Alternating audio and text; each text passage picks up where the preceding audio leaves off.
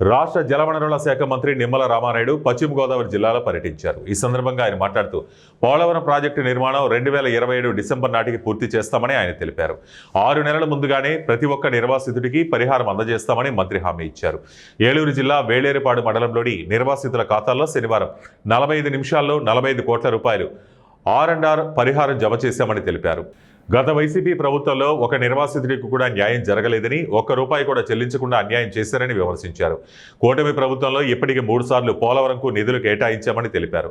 తాజాగా deputy CM Pawan Kalyan, CM Chandrababu Naidu చొరవతో 1000 కోట్ల నిధులను నిర్వాసితులకు మంజూరు చేయడం జరిగిందని, ఈ సందర్భంగా ప్రధానమంత్రి మోడీకి కృతజ్ఞతలు తెలియజేయాలని ఆయన కోరారు.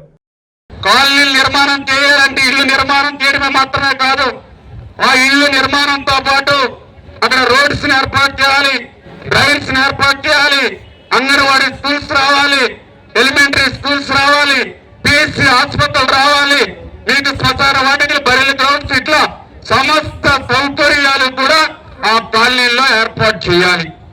అందుకే ఆ రోజు 2014, 2019 ఆ రోజు తెలుగుదేశం ప్రభుత్వం అధికారంలో ఉన్నప్పుడు ఆ రోజు చంద్రబాబు నాయుడు గారు ఆ రోజుకి 2017లో ఏదైతే ఐడెంటిఫై చేసినటువంటి కుటుంబాలు ఏవైతే ఉన్నాయో ఆ 20,946 కుటుంబాలకి ఆ రోజు ఐడెంటిఫై చేస్తుంటే మరి వాళ్ళకి 75 కాలనీలు ఆ రోజు ఏర్పాటు చేయడం జరిగింది.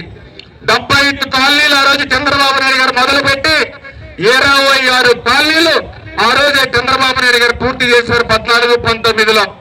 ఇంకా 49 కాలనీలు ఇంకా నిర్మాణం చేయవలసినటువంటి అవసరం ఉంది. నేను అడుగుతూ ఉన్నా మీ అందరినీ కూడా